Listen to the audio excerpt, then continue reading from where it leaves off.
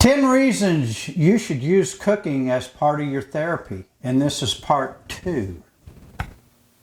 Hi, I'm Angie. Hi, I'm Eddie. Thanks for joining us at the Perfectly Imperfect Kitchen for Life Squared.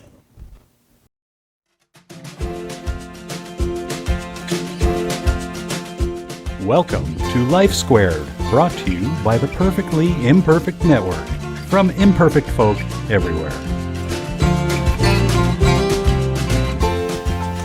Yes, cooking can be part of your therapy. In fact, cooking Definitely. can be just your therapy. I mean, never get rid of your therapist and take a No. cooking only, but, No. but sometimes you're just down and out. Yep. Cooking can raise your spirits, but a lot of things cooking does for you is exactly what your therapist talks about. Uh-huh. And all of these are pretty much things a therapist will mention to you. Oh, yes. Number 1, cooking is an act of mindfulness. You're in the moment. Yes. You're thinking for sure. And, you know, therapists mention mindfulness All the time. a lot. And in fact, it's almost like a trendy term, mindfulness. Make sure you're mindful. Right. You know, you're not spacing out. You're in the moment. You don't live too much in the past. You don't live too much in the future. You're enjoying this moment. You Yes. can't constantly live believing that another moment is going to be better. No. Make this moment the best it can be. You bet. Cooking is a good way to do that. Number 2, patience. Patience. You need to be patient. I mean, sometimes even cooking, I'm not so patient. Me I either. wish I was a little bit more patient. But cooking will require that, especially if you're a baker. That's right.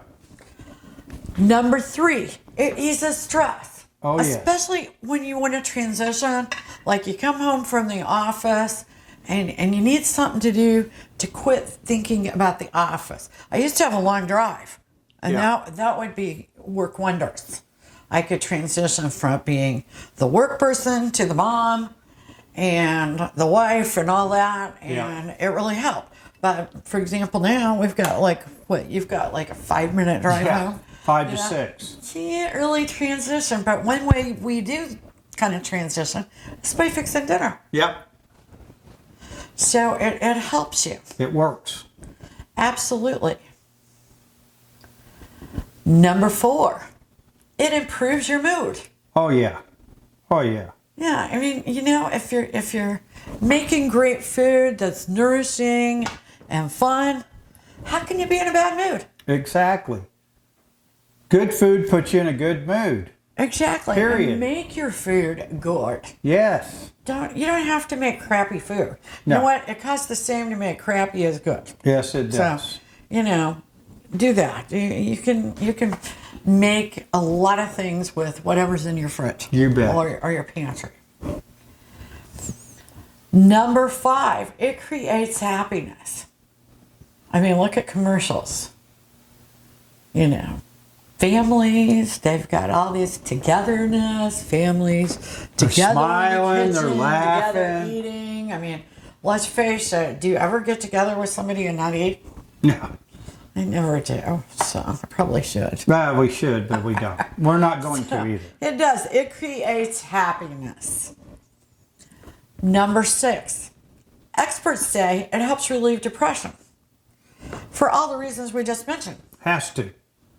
And, you know, loneliness is a big cause of depression. Yep. Cooking sort of makes us less lonely, Yes. even if we cook alone. Right.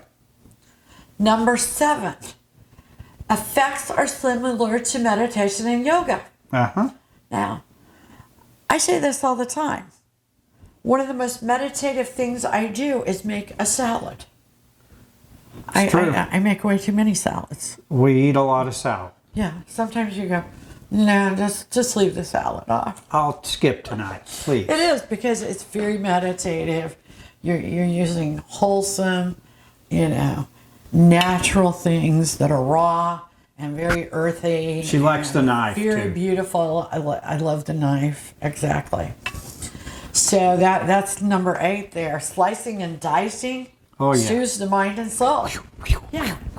Just hack that celery. Yep. Get out some of that frustration. But it's very soothing. It's very soothing activity, especially if you get really good at it. You can rock that knife. Yep. Rock that knife, and it is just very meditative. You bet. For sure. Number 9, of course, it invokes the senses. You see, you taste, you smell, you touch. You all hear, your food. because I drop things. I'm a dropper. For sure. Or you sizzle and burn something. Yeah. I burn myself. I do that, too. So, yeah. Number 9, cooking invokes the senses. Number 10, it activates memories. And we talked about this in another episode about how food and cooking is so important to memories because we think about our moms, our dads, when they're gone, they live on through their food. It is just a way to be close to the person that's passed. You bet. There's lots of times my kids will come and say, can you make such and such? Yeah. Can you make that pasta that you used to make? And it's very important because it activates memories. It does. It works, guys. And we have certain foods that just make us talk about people. Exactly. It makes us remember. And what can be better than that? Nothing. I'm going to remind you that this is part 2 of a 3-part series. Make sure you catch number 1 and number 3 because cooking is great therapy. Thanks for joining us at Life's Great. See you soon. Bye. We really appreciate you joining us today at Life Squared on the Perfectly Imperfect Network. To get more content, please consider subscribing. If you have any questions or feedback, we'd love to hear from you in the comments section. Thanks for watching.